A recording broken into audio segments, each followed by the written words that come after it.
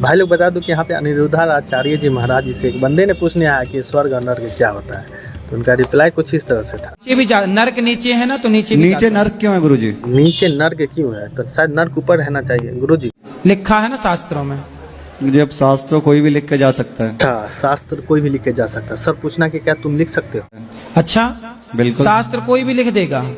तो अब शास्त्र जो तो हमें पढ़ा, शास्त्र आप भी लिख दो ना। नहीं, मैं तो नहीं लिख सकता क्योंकि मैं इतने बड़ा ज्ञानी हुई नहीं। क्या बोला मुन्ना? एक बार फिर से बोलना था। इतने बड़ा ज्ञानी हुई नहीं। और फिर नर्क नीचे कैसे हो सकता है और स्वर्ग ऊपर कैसे हो सकता है? देखो मुन्ना, ज्यादा तुम ज्ञाना हो ही नहीं, तो मतलब इस क्वेश्चन का जवाब पूछो ही मत। अगर ज्यादा पूछना है तो बाबा इसका अच्छा तरह से डिफाइन करेंगे बाबा जी। भाई ऊपर स्वर्ग किसने बोला है कि ऊपर ही स्वर्ग है, नीचे नहीं हो सकता? ये बाबा जी महात्मा गांधी के बारे में पूछना। बताओ, महात्मा गांधी हुए कि नहीं? बिल्कुल हुए थे, खत्म भी हो गए। क्या बात करते हो? तुमसे नहीं मानेंगे। आपने देखे हैं?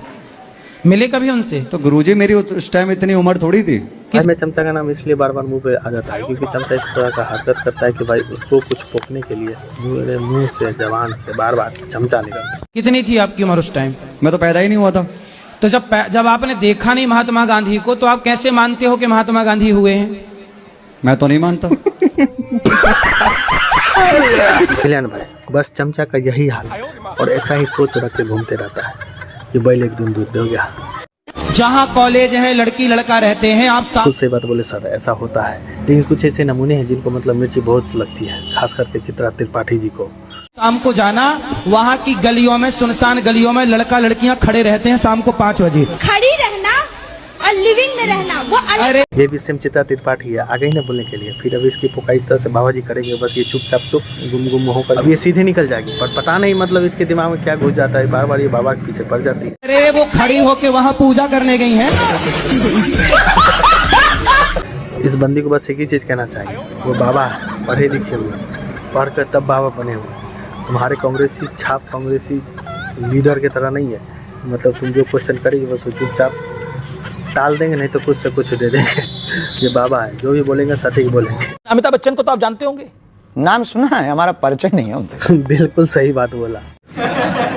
उनकी धर्मपत्नी है जया बच्चन। बिना मतलब के गुस्सैल, झगड़ालू, टेंगे वाली।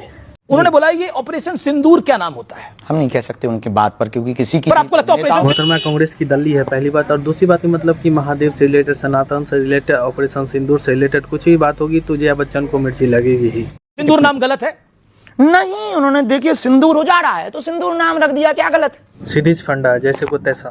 छठे साठ्यम समाचरित, शास्त्र कहता है जैसे को तैसा। ऑपरेशन महादेव, बहुत अच्छा। अब इस पर भी सवाल खड़े होते हैं कि ये इस तरह के नाम क्यों रखे जाते हैं? अब कुछ लोगों को तो पहले पढ़ाया जाता था गा से गणेश, तो कुछ लोग कहते थे इससे सांप्रदायिकता फैलती है, तो फिर गा से गधा पढ़ाया जाने लगा। अब गा से गणेश बंद हुआ, गा से गधा पढ़ाया जाने लगा, तब से हो गया खेल, गधे ही पैदा हो रहे हैं। मैंने बिल्कुल सही बात बोला और एक शब्द में सारा क्वेश्चन का आंसर दे दिया। अजय 315 की गोली आर पार जाएगी जब बात हमारे बड़े भाई चंद्रशेखर की आएगी और सच जाना भी कहता कतई ध्यान में। देखो भाई, इस लड़की के बारे में कुछ नहीं बोलूँगा। जानते हैं कि ये नीली भांग है, मतलब कि कुछ भी बोल देगी कि मुझे आरक्षण मिला हुआ है। बस आप लोगों से एक ही क्वेश्चन है और एक ही चीज़ मैं पूछना चाहूँगा, क्या ये जो बोल रही है 365 की लग रही है गोली? इस्लाम जो हमारा है ना बहुत खूबसूरत जब ये बात सुनता हूँ ना, बस एक ही चीज़ मन में आता है। है। वो ये नहीं कहता कि किसी को जाके मारो, किसी से जबरदस्ती नमाज पढ़वाओ, किसी से इस्लाम कबूल करवाओ। इसका मतलब बांग्लादेश में जो हिंदुओं पे अत्याचार किया गया था और पाकिस्तानियों में जो हिंदुओं पे अत्याचार होते हैं, हिंदू के बहन बेटियों का जो बलात्कार होता है और धर्म परिवर्तन करने के लिए मजबूर करता है, इसके हिसाब से मतलब वो गलत है। तू क्या कॉमेडी कर रही है मेरे सामने? दूसरी बात, महत्वपूर्ण बात तो बताना भूल गया, जो लात मार करके जापान हो गया, USA हो गया, ऑस्ट्रेलिया हो गया, अमेरिका हो गया, सब जगह से लात मार के सबको भगाया जाता है, चाइना में भगाया जाता है, वो शायद गलत है ना। लोग पूछें ऐसा क्यों, तो भाई सबसे खूबसूरत धर्म है मोहतरमा भी लाइक। ये चीज नहीं कहता, जिसका जो मन करता है। हमारे इस्लाम में मैं बुर्का नहीं पहनती। झूठ पे झूठ बोलती जा रही है। जाकिर नाइक जाके पाकिस्तान में बोलता है कि जो लड़कियां बुर्का नहीं पहनती, हमारे इस्लाम में उनको खुली छूट है, जाके उनका रेप करो। ये क्या बात हुई? ये बात ये मोहतरमा नहीं बोलेगी, क्योंकि जानती हुए भी नहीं बोलेगी। जानती है, सब कुछ जानती है कैसा होता है, ये वैसा बोलता है वैसा बोलता है, फिर भी नहीं बोलेगी। मैडम ने बोला इस्लाम सबसे नरम धर्म है, सबसे खुशहाली वाला धर्म है, इसीलिए खुशी में जाके अल्लाह अकबर बोल के मस्जिद में फट जाते हैं, इसीलिए सरतन से जुदा के नारे खुशहाली में लगा देते। कश्मीर में रलीफ गलीब शरीफ के नारे लगाए, ये सब तो प्यार में होता है मैडम जी के हिसाब से। कह रहे प्यार में होता है, बम फटना होता है। मैं इनको देना तो बहुत अच्छा जवाब चाहती हूँ, पर वो ये ना कि उसकी प्रॉपर डेफिनेशन नहीं पता। ये क्या मुन्नी सब कुछ जानती है, लेकिन यहाँ पे समझती है कि अगर हम कुछ बोलेंगे तो फिर से मेरा यहाँ पे बोकैया ही नहीं शुरू हो जाएगी। देश को आज़ाद कराने के लिए काफी लोगों ने लड़ाई की, लेकिन उसमें क्या हुआ? लोगों ने लड़ाई की, मार काट हुआ, आज़ादी मिली नहीं मिली। लेकिन कांग्रेसी दली है, नया अभी इस फोटो के निकली है, इतनी प्रवचन पेल रही है, लेकिन भूल गए कि सामने बाबा जी है जिसके पास हर चीज का जवाब रहता है। पहले सुनो। जब गांधी जी आए, शांति से उन्होंने अपना काम किया, बहुत शांति से सब कुछ किया, बिना मारधाड़ किए, तब आज़ादी मिल गई उन्हें। ये बताओ कि जब पाकिस्तान और हिंदुस्तान का बंटवारा हुआ और जब लाशें ट्रेनों पर पाकिस्तान से हिंदुस्तान आई, उन लाशों का जिम्मेदार कौन था? नाम बताओ। गांधी जी। हाँ थे ना गांधी जी, आपने कहा, हमने नहीं। एक ही शब्द ने बेचारी बंदरिया बाबा जी की बात सुन करके एकदम से समझदार हो गए। हमको नहीं लगता है कि अब ये फिर से बोलेगी और फिर से क्वेश्चन करेगी इस बात को लेकर के। क्या कह रही हैं आप कि जो करना है देखो, क्या बोलिए एक बार फिर से बोलिए जरा। ठीक है, सुनिए, मैं ये बोली कि मुनव्वर फारूकी की बात से आपको तकलीफ। मैं ये बोला तुम ये बकचोदी यहाँ पे कर रही हो, तुमको टाइम टाइम से दवा लेने की जरूरत है। यहाँ पे रिजवान अहमद आएंगे फिर तुमको बुकवा करेंगे। तकलीफ है, उन्होंने कुछ गलत कहा है, जाके आप केस बुक करो, आप कोर्ट में जाओ, केस चलाओ, जो होता है उनके साथ देख लो, उनसे मतलब नहीं है। हमें नुपुर शर्मा की बातों से तकलीफ है।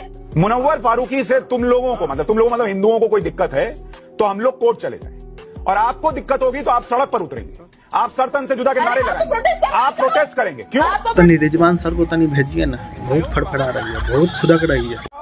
अरे नहीं होगा सड़क पर इंसाफ, बात खत्म। इसको जरा वॉल्यूम डाउन करिए। इसने अब मोहतरमा की पोकाई होगी।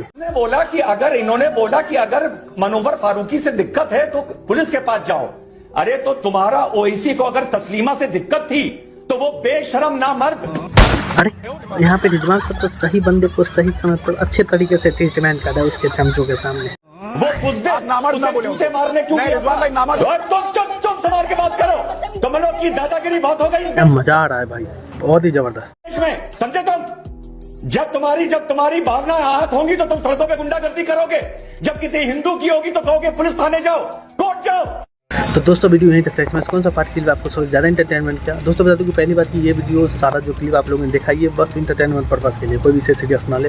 और हाँ, जो व्यक्ति मेरे चैनल पर नहीं हो तो यार सब्सक्राइब कर देना, ताकि फिर से ऐसा ही रोस्ट लेवल वीडियो लेकर आता हूँ आप लोगों के साथ।